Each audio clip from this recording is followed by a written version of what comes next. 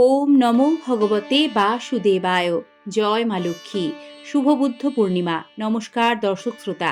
আজকের পর্বে আমাদের নিবেদন সৌভাগ্য ফেরাতে বৈশাখী পূর্ণিমার অলৌকিক ব্রতকথা পাঠ ও শ্রবণ।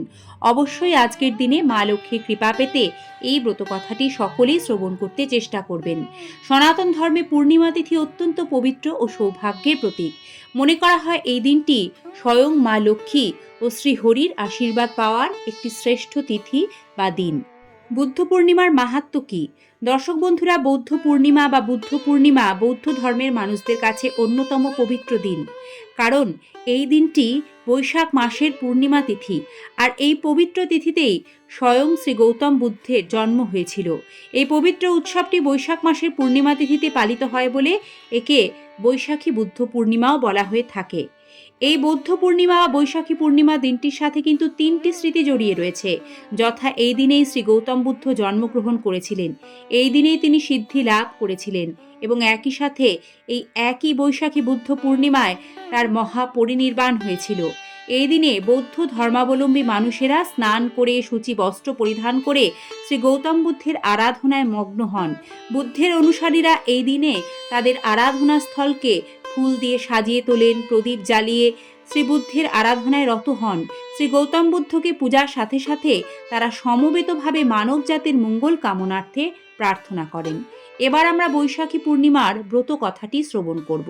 প্রাচীনকালে কান্তিকা নামে এক নগর ছিল। সেই নগরীতে ধনেশ্বর নামক এক দরিদ্র অথচ অত্যন্ত ধর্মপরায়ণ ব্রাহ্মণ বসবাস করতেন। তিনি অতি সরল এবং সংযমী জীবনযাপন করতেন এবং ভিক্ষার মাধ্যমে তিনি নিজে ও তার পত্নীর জীবিকা নির্বাহ করতেন।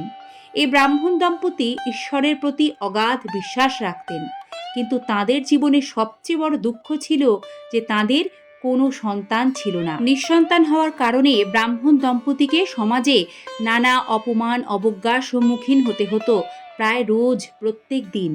একদিন ব্রাহ্মণের স্ত্রী ভিক্ষা সংগ্রহের উদ্দেশ্যে নগরীতে বেরোলেন, কিন্তু দুর্ভাগ্যবশত সেদিন মানুষ তাকে বন্ধ্যা বলে অপমান করল এবং কেউ ভিক্ষা দিতে চাইল না। সকলেই অস্বীকার করল। এই অপমানে তার হৃদয় ভেঙে গেল এবং চোখে জলে চোখ ভরে উঠল। তিনি কাঁদতে কাঁদতে অপমানে মনের দুঃখে গৃহে ফিরে এসে সমস্ত ঘটনা তার স্বামীর কাছে বললেন। ব্রাহ্মণ সব শুনে ব্রাহ্মণীকে ধৈর্য ধারণ করতে বললেন এবং আরও বললেন ঈশ্বরের ওপর বিশ্বাস রাখতে, ঈশ্বরের শরণ নেওয়ার উপদেশ দিলেন।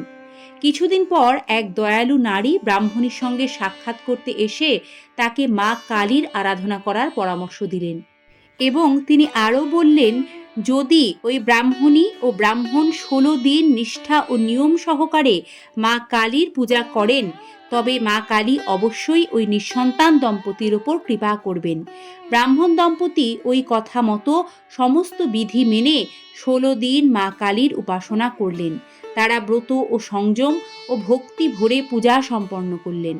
16তম দিনে মা কালী সন্তুষ্ট হয়ে তাদের সামনে প্রকাশিত হলেন এবং তাদেরকে সন্তান লাভের বর প্রদান করলেন।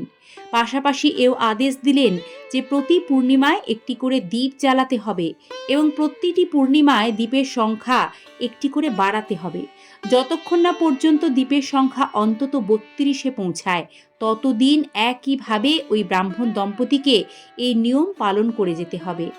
একই সঙ্গে মা আরও আদেশ দিলেন যে স্বামী স্ত্রী উভয়কেই নিয়মিত পূর্ণিমা ব্রত পালন করতে হবে।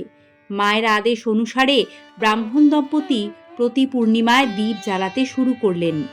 কিছু সময়ের মধ্যে ব্রাহ্মণী গর্ভবতী হলেন এবং নির্দিষ্ট সময়ে এক ফুটফুটে পুত্র সন্তানের জন্ম দিলেন। সন্তানের নাম রাখা হলো দেবদাস। সন্তান লাভে তাদের জীবন আনন্দ ও তৃপ্তিতে পরিপূর্ণ হয়ে উঠল। কিন্তু ভাগ্যের ফেরে দেবদাস স্বল্পায়ু ছিল। দেবদাস বড় হলে শিক্ষা লাভের জন্য তাকে তার মামার সঙ্গে কাশী পাঠানো হলো। কাশীতে অবস্থানকালে ভাগ্যচক্রে এক দুর্ঘটনাবশত তার বিবাহ হয়ে যায়। সময় অতিক্রান্ত হলে একদিন যমরাজ তার প্রাণ হরণের জন্য উপস্থিত হন, কিন্তু সেই দিনই ওই ব্রাহ্মণ দম্পতি তাদের পুত্রের মঙ্গল কামনায় পূর্ণিমা ব্রত পালন করেছিলেন। ব্রতের মহিমায় যমরাজ চাইলেও দেবদাসের কোনো অনিষ্ট করতে পারলেন না এবং তাকে জীবন দান করতে বাধ্য হলেন। এইভাবে পূর্ণিমা ব্রতের প্রভাবে দেবদাসের প্রাণ রক্ষা পেল, ব্রাহ্মণ পরিবারের জীবন আবার সুখময় আনন্দময় হয়ে উঠল। এভাবে দিকে দিকে পূর্ণিমা ব্রতের অলৌকিক মহিমা প্রচারিত হলো এবং ব্রত প্রচলিত হলো। দর্শক বন্ধুরা, ঈশ্বরের ওপর পূর্ণ আস্থা ও বিশ্বাস রাখলে যে কোনো ব্রত উপবাসের ফল নিশ্চিত রূপে পাওয়া যায়। শুভ বুদ্ধ পূর্ণিমা।